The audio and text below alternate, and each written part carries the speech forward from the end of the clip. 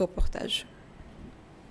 Le port autonome de Dakar et l'Office national de l'assainissement, un nouveau partenariat vient d'être signé.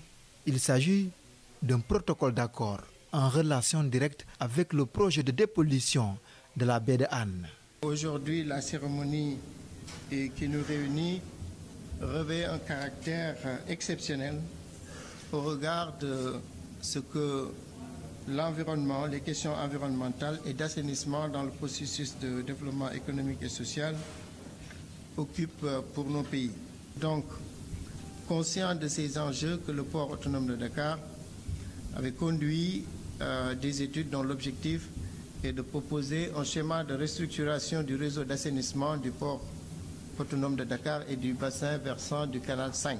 Cette étude s'est déroulée en 2 étapes, l'avant-projet sommaire réalisé en 2011 et l'avant-projet détaillé en 2015-2016.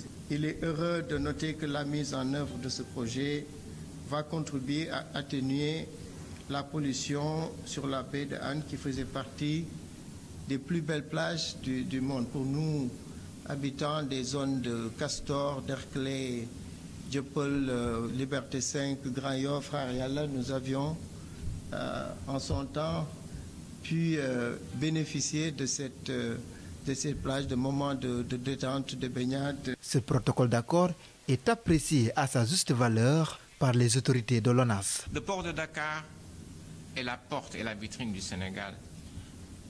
Cette pandémie doit nous montrer un peu la baisse des recettes douanières. Ce protocole, au-delà de la dépollution de la baie de Hann, permettra, je pense, de confirmer la compétitivité du Sénégal dans certains domaines très très précis. Par exemple, la pêche. On ne peut pas développer la pêche au Sénégal si nous avons des eaux qui sont polluées. Donc ce protocole, c'est selon un prétexte que nous allons signer. Mais c'est un protocole public, on parle toujours de public-privé, mais c'est un protocole public-public. Et je pense que nous devons travailler dans ce sens et renforcer cette dynamique.